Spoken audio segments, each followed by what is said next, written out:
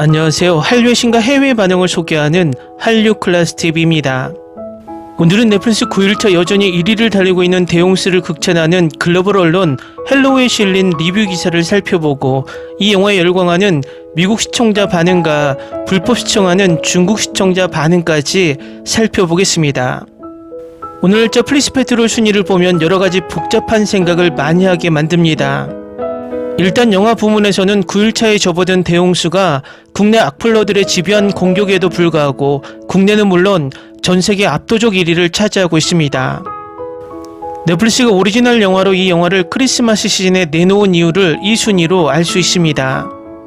지난 26일 등장한 K드라마 캐쇼로 또한 80개국 탑10, 한국, 말레이시아, 태국 3개국 1위에 오르며 서서히 1위 국가를 올리며 전세계 4위에 있습니다. 주목할 점은 1위 기묘한 이야기 3,700억, 2위 에밀리 파리에 가다는 500억 제작비로 편당 30억, 총 240억 제작비, 캐시로보다 압도적으로 제작비가 높다는 것입니다.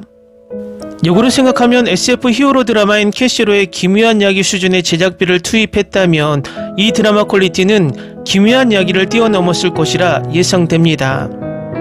지금 공교롭게도 악플러들에게 엄청난 공격을 받고 있는 김병우 감독의 영화 2편 전지적 독자 시점과 대홍수가 한국 넷플릭스 순위에서 모두 장기간 1위를 했고 하고 있다는 것입니다. 전지적 독자 시점은 한국에서만 서비스 중으로 2주 동안 한국 1위에 들고 있고 지금 25일 동안 탑10에 머물며 오늘 날짜 4위에 올라 있습니다. 대홍수는 9일차에 우리나라 1위일 뿐만 아니라 전세계 압도적 1위를 하고 있다는 것입니다.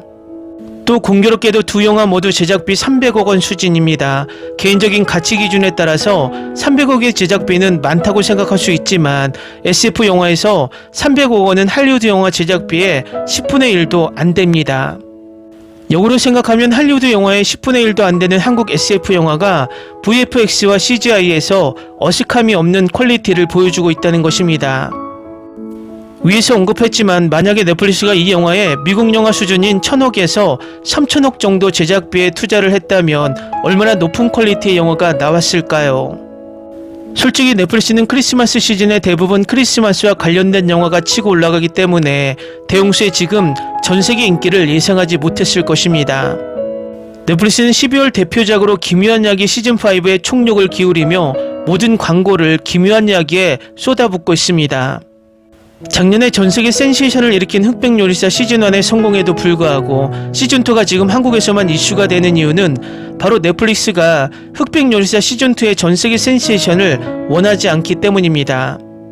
이유는 만약 흑백요리사 시즌2가 흑백요리사 시즌1만큼 센세이션을 일으키면 기묘한 이야기 시즌5 전세계 흥행을 보장할 수 없기 때문입니다. 3,700억 제작비를 투자해서 한국 버라이어티 쇼에 밀리기라도 하면 내부적으로 실패한 드라마가 되고 엄청난 질타를 받게 되기 때문입니다. 피지컬백 또한 넷플릭스의 같은 오리지널 버라이어티 쇼이지만 막대한 제작비로 미국이 제작한 오징어 게임 더 챌린지의 흥행에 방해될까봐 피지컬백 시즌2의 홍보를 전혀 하지 않았습니다.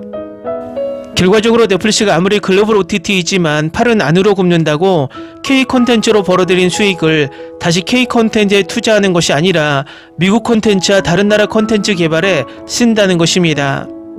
결국 K-콘텐츠는 저비용 고유를 낳는 황금알을 낳는 거위 역할만 계속하게 만들고 싶다는 것입니다. 이 말은 제주는 K-콘텐츠가 부리고 돈은 넷플릭스가 버는 구조를 지속하고 싶다는 것입니다. 이것은 미국 기업의 생태계이기 때문에 그것을 우리가 더 이상 왈가왈부할 필요는 없습니다. 절이 싫으면 중이 떠날 수밖에 없다는 것입니다. 결국 우리는 국산 글로벌 OTT가 필요하다는 말을 할 수밖에 없습니다. 우리가 만든 콘텐츠를 우리의 글로벌 OTT로 서비스하는 것이 궁극적으로 가장 좋은 우리의 생태계인 것입니다. 그런데 우리는 이런 외부의 막강한 글로벌 OTT의 힘과 싸우는 상황에서 우리나라 소위 일배충들이 주도하는 악플러들이 우리나라 컨텐츠만 나오면 과다한 악플로 우리 스스로 우리 컨텐츠를 폄하하는 것을 봅니다. 대부분 이 영화를 가지고 악플을 쏟아내는 공간이 일베나 팬코라는 것입니다. 그곳에서 조롱하고 그들이 유튜버로 퍼져나와 이 영화의 영상마다 악플을 배설하고 있다는 것입니다. 한동안 유튜브에서는 일배충들에게 열렬히 시청되며 구독자를 쌓아준 사이버 레카들에 의해 시끄러웠습니다. 그리고 그들의 민낯이 벗겨지고 이제는 그 사이버 레카에 붙었던 일배충들이 혐오 영상에 붙기 시작합니다. 중국 혐오, 태국 혐오, 인도 혐오, 인도네시아 혐오, 베트남 혐오 등 엄청난 혐오 영상에 열광을 합니다. 급기야 이 혐오가 우리 영화 드라마로 확대되고 있다는 것입니다. 저는 5년 전부터 오징어 게임, 지금 우리 학교는 스위트홈 등 넷플릭스 K 콘텐츠들의 해외 반응을 소개해 왔지만 전 세계에 엄청난 인기를 얻었던 이 작품들을 일배충들이 얼마나 망작이라 혐오를 했는지 직접 경험했습니다. 사람들이 착각하는 것이 혐오와 비평 또는 비판을 구분하지 못한다는 것입니다.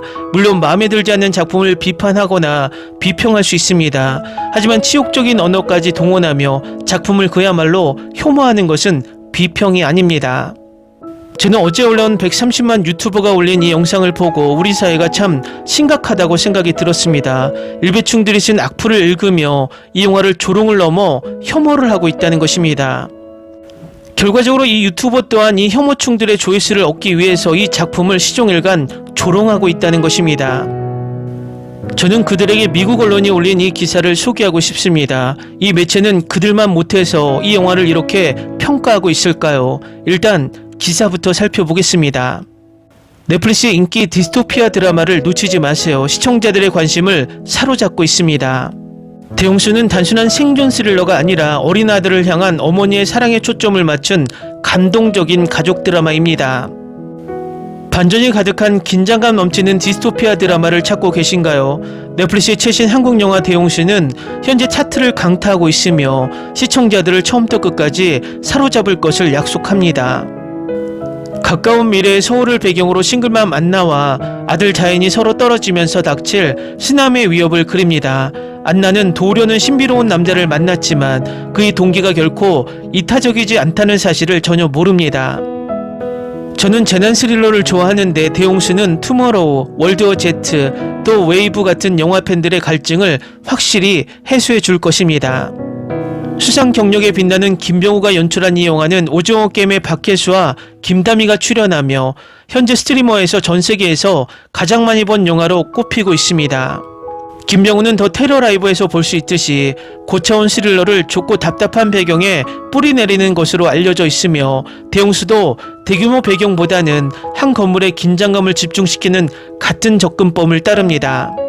시청자들은 대홍수에 대해 뭐라고 말하고 있을까요? 넷플릭스에 따르면 이 영화는 2790만 뷰 이상을 기록했으며 시청자들은 X에 자신의 생각을 공유하고 있습니다.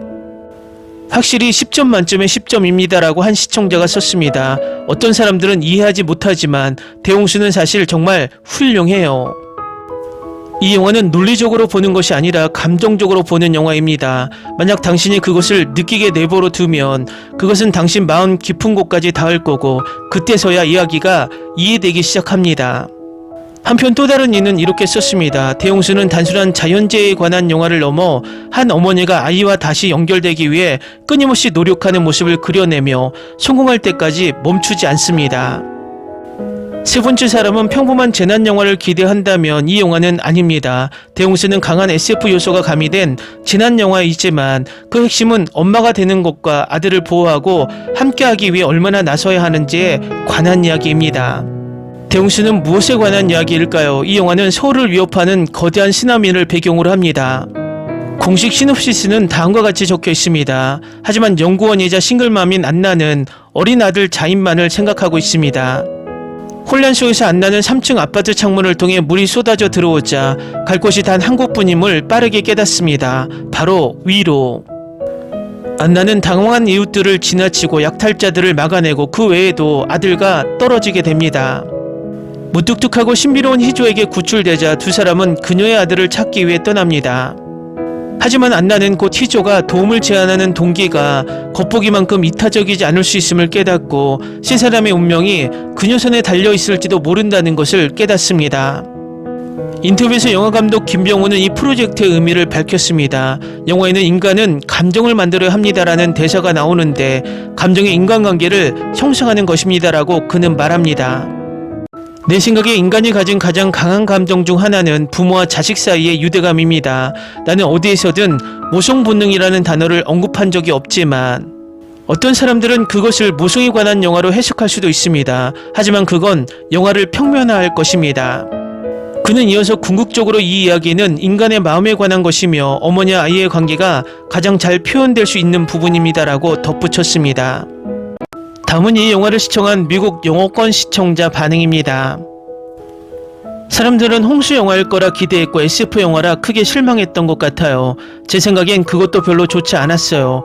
그래서 시청률이 형편없는 거죠. 제목만 적절하게 바뀌었다면 사람들이 그렇게 나쁘게 평가하지 않았을 거예요.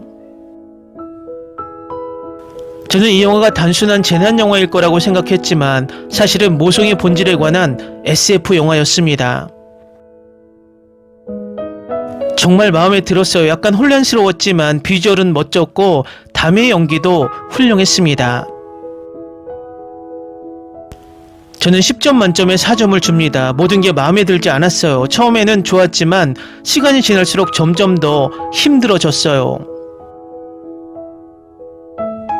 흥미롭네요. 저는 당신의 리뷰와 정반대입니다. 처음에는 싫었고 영화가 진행될수록 계속 좋아하고 있어요.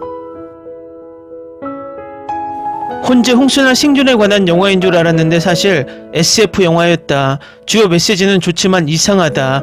연기와 특수효과는 거의 완벽하다. 10점 만점에 7점입니다.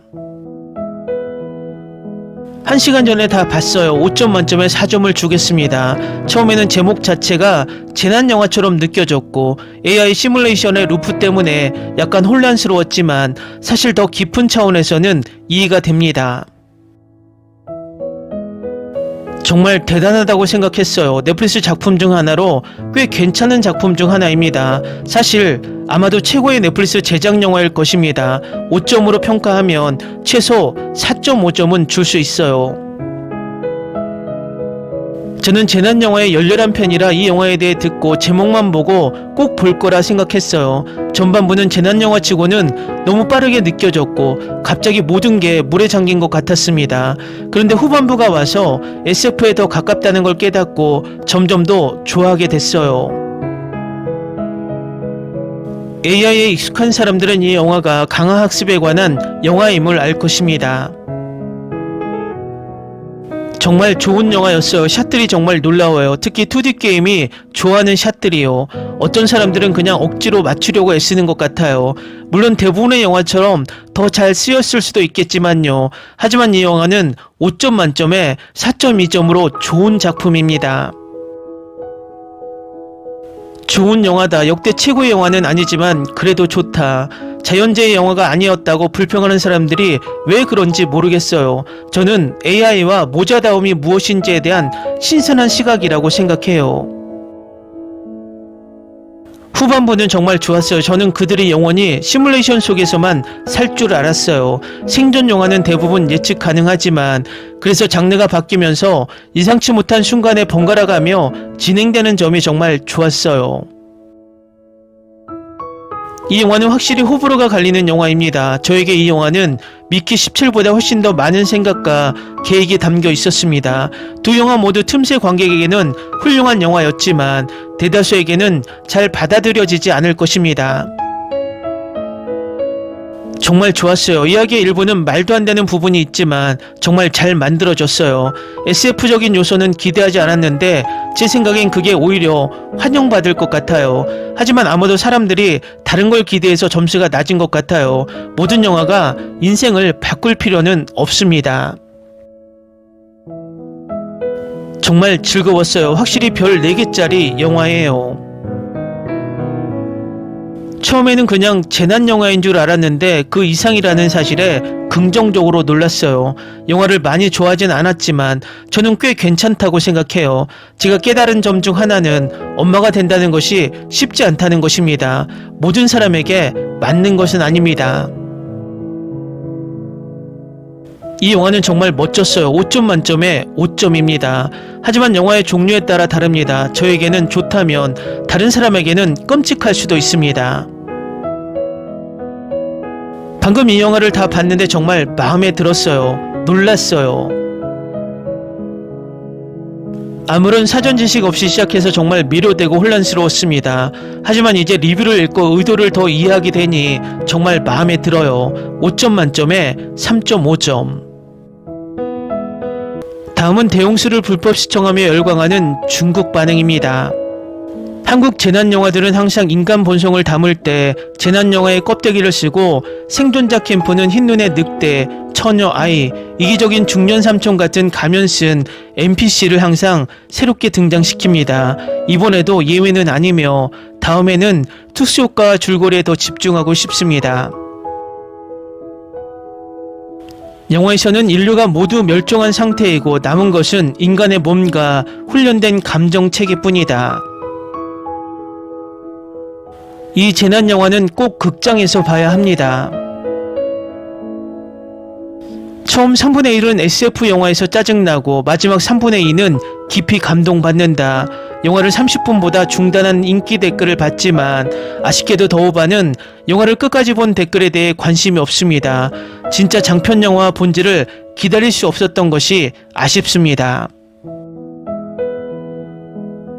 거대한 재난과 홍수는 감정을 상징하며 AI가 감정을 가질 때 새로운 인간이 됩니다. 즉 인간은 인생의 마지막 순간에 AI가 어떻게 사랑을 가질 수 있는지에 대해 고민하고 있습니다. 그래야 지구로 돌아가 미래의 물세계를 지배할 수 있기 때문입니다. 저는 오랜만에 괜찮은 재난영화를 봤어요. 그냥 평범한 재난영화인 줄 알았어요. 홍수가 쏟아지는 아파트죠. 이건 정말 판타지 장면이에요. 이 영화는 저에게 꿈을 줬지만 저는 여전히 시나리오 작가의 능력을 과소평가했고 여기서 AI 인공 감정을 발견했어요. 아들은 분명히 인공인간이었고 그 다음에는 파괴해야 할 인간이었으며 홍수가 발생한 날은 무한한 순환이었고 정말 끝없는 배경이었어요. 마지막으로 여주인공 영화 마녀를 봤을 때 이 영화에서 어머니를 연기할 거라고는 예상하지 못했고 큰 위화감은 느끼지 못했습니다. 눈물은 결코 멈추지 않았다. 꽤 창의적이네요. 많은 사람들이 처음 30분만 보고 급히 별점을 주는 것을 봤습니다. 사려 깊은 분들은 댓글을 달기 전에 모두 보시길 권합니다. 보고 나서 질문을 생각해 보세요. AI가 당신에게 사랑을 만들어내고 당신을 대처하게 만들 수 있다면 신중히 생각되지 않나요? 흥미로운 영화입니다. 처음에는 재난영화라고 생각했고 중반부가 공상과학영화가 되었고 다음에는 재탄생 영화가 되었고 마침내 매트릭스로 이어졌습니다. 앞쪽에는 긴장감이 있고 중간에 있는 씬은 펼쳐지며 기본 논리가 모두 연결됩니다. 앞에 의문들도 하나씩 채워집니다. 단순히 한국판 엣지 오브 투마로우라고 할 수 있지만 다르고 더 야심찹니다. 상상력이 풍부하다면 시청 경험도 좋을 것이고 시청 과정에서 많은 생각을 하게 될 것입니다. 저는 현실에서 공상과학, 신학으로 이어지는 이런 흥미로운 연결고리가 마음에 듭니다. 논리가 더 강해졌습니다. 얼마 전 나온 질문이 떠오르네요. AI도 감정을 가지고 있나요? 현재로서는 사실 그런 게 없지만 앞으로는 말하기 어렵습니다. 인간은 항상 고집스럽게 무엇이 감정이고 무엇이 어머니이며 무엇이 사람인지 묻습니다. 인간의 코드는 실제로 어떤 것일까요? 이 영화에는 모든 게 다 있다. 무조건 보자. 특수효과가 너무 사실적이고 매우 디테일해 보이며 계단에서 거대한 파도가 찡찡이 밀려오는 장면이 정말 흥미롭습니다.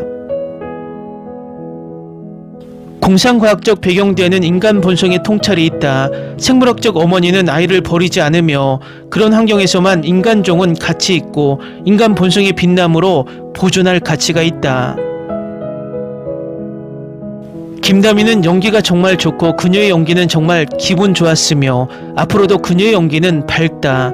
어쨌든 어머니의 사랑은 정말 위대해. 결국 21,499회의 실험 끝에 여주인공의 모성 감정의식은 완벽하게 진화되었고 지구로 돌아가며 인간 자손을 키울 수 있었다. 가장 강한 곰 자식도 받아들일 수 있는 감정이었고 인류의 미래는 밝았으며 지구 재건 계획도 실행되었다. 무서웠어. 저속한 종말론적 재난영화라고 생각했지만 매우 감동적인 이야기의 핵심과 감정적 중심을 만들어냈습니다. 사실 중후반에 이르러 이해가 되면서 이야기는 훨씬 더 흥미로워지지만 우주선이 우주를 떠나고 이야기는 마침내 지구로 향해 주류에 들어가지 못한 이 재난영화가 공상과학 영화로 간주될 수 있습니다. 빨리 마녀3를 촬영하세요. 꽤 창의적이네요. 쓸데없이 2시간 동안 지구를 옮기는 유랑지구보다 이 영화가 메시지나 퀄리티 면에서 100배 낫다. 이 영화는 메타버스 AI 학습 주제와 종교적 환생 이론을 통합하는데 매우 훌륭합니다. 전체 페이지에 있는 별 1점 부정 리뷰는 모두 의도적인 댓글, 감정적 표현, 논리적 사고 부족입니다. 이 작품은 예술적 요소가 매우 높아 한국 SF 영화의 이정표라고 할 수 있으며 SF 장르를 좋아하는 분들은 놓치지 말아야 합니다. 볼 가치가 있습니다. 재밌게 잘 보셨나요? 여러분의 구독, 좋아요, 댓글, 알림 설정은 영상 제작에 큰 힘이 됩니다. 이 영상을 보신 모든 분들 항상 대박 나시고 행복하시길 바랍니다.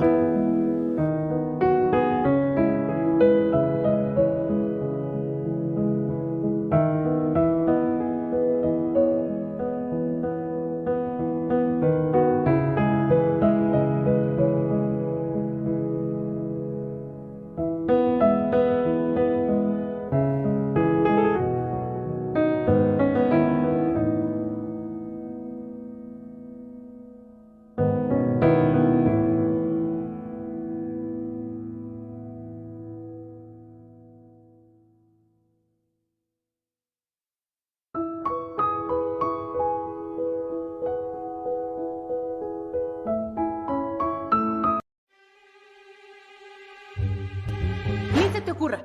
Olvida el ganso y los tomates. No hables de las ballenas. No es un acuario. No actúes como tonta. Que eras una genio. ¿Sí? No vayas a presumir, a la gente no le gusta eso. Y no digas cosas sin sentido. Y bueno, ¿terminamos? Hasta pronto. Abogada, tengo mucha curiosidad por conocerla.